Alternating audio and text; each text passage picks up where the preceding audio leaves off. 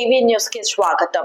శ్రీకాకుళం జిల్లా ఆముదాలవలస నియోజకవర్గం పొందూరు మండలంలోని లోలుగు గ్రామం నుండి విఆర్ గూడెంకు వెళ్లే రోడ్డును 390 లక్షల రూపాయలు ఎంజీఎన్ఆర్ఈజీఎస్ నిధులతో నిర్మించిన నూతన బీటీ రోడ్డును ప్రారంభించిన ఆముదాలవలస గౌరవ శాసనసభ్యులు రాష్ట్ర పీయూసీ చైర్మన్ కూన రవికుమార్.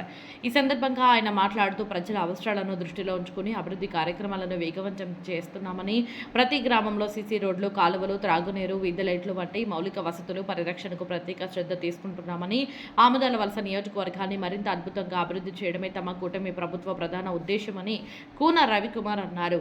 ప్రజల సంక్షేమ కార్యక్రమాలతో పాటు అభివృద్ధి పనులు కూడా కూటమి ప్రభుత్వం ప్రాధాన్యతనిస్తున్నదని, అభివృద్ధి పనులను మరింత పారదర్శకంగా, నాణ్యతతో పూర్తి చేస్తామని శాసనసభ్యులు కూన రవికుమార్ హామీ ఇచ్చారు.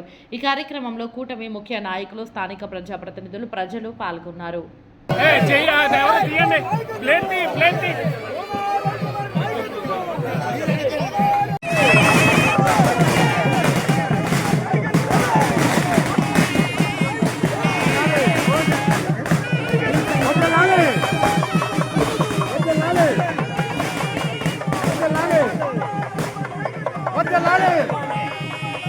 What the